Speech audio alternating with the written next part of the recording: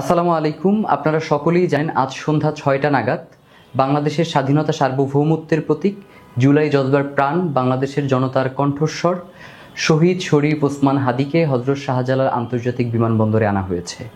আমরা আপনাদেরকে জানিয়েছিলাম শহীদকে নিয়ে আমরা এয়ারপোর্ট থেকে ঢাকা বিশ্ববিদ্যালয়ের কেন্দ্রীয় জামে মসজিদে আসব, কিন্তু পারিবারিক আর্জি, সার্বিক পরিস্থিতি ও সময় বিবেচনা করে সিদ্ধান্ত হয়েছে আজকের দিনটি শহীদ শরীফ ওসমান হাদি তার পরিবারের সাথে থাকবে।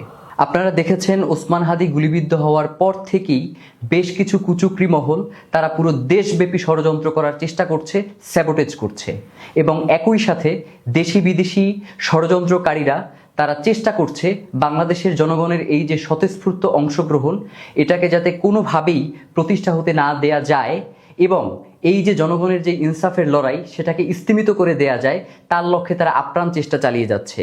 আমরা ইনকিলাব মঞ্চের পক্ষ থেকে বাংলাদেশের জনগণকে সাথে নিয়ে দৃঢ় কণ্ঠে ঘোষণা করতে চাই, বাংলার জমিনে ওসমান হাদির যেই রক্ত লেগে আছে সেই রক্তের মধ্য দিয়ে আমরা বাংলার জমিনে ইনসাফ কায়েম করেই ছাড়বো ইনশাআল্লাহ। আগামীকাল মানিক মিয়া এভিনিউতে দুপুর 2টা বাজে শহীদ ওসমান হাদির জানাজার নামাজ অনুষ্ঠিত হবে।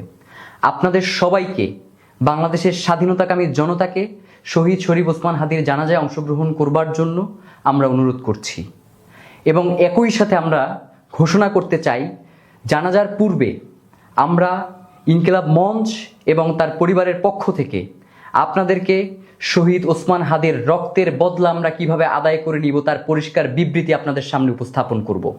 আমরা শহীদ শরীফ ওসমান হাদিকে সঙ্গে নিয়ে মিছিল করে শাহবাগ হয়ে ঢাকা বিশ্ববিদ্যালয়ের কেন্দ্রীয় জামে মসজিদের পাশে জাতীয় কবি কাজী নজরুল ইসলাম যেখানে সমাহিত রয়েছেন তার পাশে আমরা শহীদ ওসমান হাদিকে সমাহিত করব এবং যতক্ষণ পর্যন্ত আমরা এই রক্তকে বাংলাদেশের স্বাধীনতা সার্বভৌমত্ব রক্ষার আন্দোলনের রূপ না দিতে পারবো, যতক্ষণ পর্যন্ত আমাদের সার্বভৌমত্ব নিশ্চিত না হবে ততক্ষণ পর্যন্ত আমাদের লড়াই চালিয়ে যাব। বাংলাদেশ জিন্দাবাদ, ইনকিলাব।